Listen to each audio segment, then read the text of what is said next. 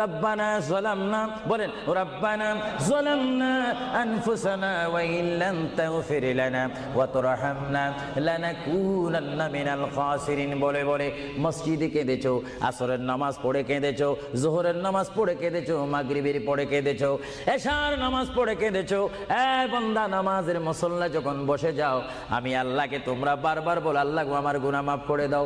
তারপরও আমি তোমাদের গুনাহ মাফ করে নিই। তারপরও তোমরা নিশি রাত্রে, মানুষ যখন ঘুমে যায়, তোমার বিবি যখন ঘুম যায়, তোমার ছেলে যখন ঘুম যায়, তুমি নিশি রাত্রে ঠান্ডা পানি দিয়ে ওযু বানিয়ে নামাজের মুসল্লায় বসে তুমি আবার যখন ডাক দাও, রব্বুল আলামিন, পৃথিবীর কোনো মানুষ আমার গুনাহ সম্পর্কে জানে না, তুমি আমার গুনাহ সম্পর্কে জানো।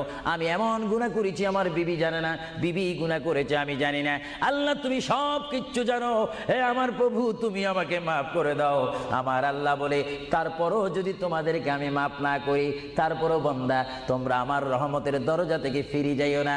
আমি তোমাদেরকে হুকুম দিচ্ছি, ওয়ালাউ আন্নাহুম ইয যালামু আনফুসাহুম জাউকা, বান্দারে যদি গুনাহ করে ফেলো, আমার রহমত থেকে মুখ ফিরে তুমি চলে যাইও না।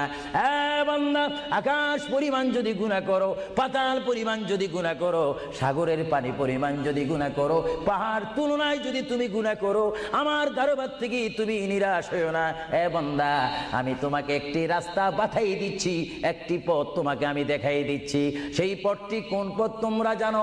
ওয়ালাউ আন্নাহুম ইয যালামু আনফুসাহুম জাউকা, বান্দারে যখন তোমরা বরবাদ হয়ে যাবে, তখন তোমাদেরকে একটা পথ আমি তোমাদেরকে দেখাই দিলাম। সেই পথটির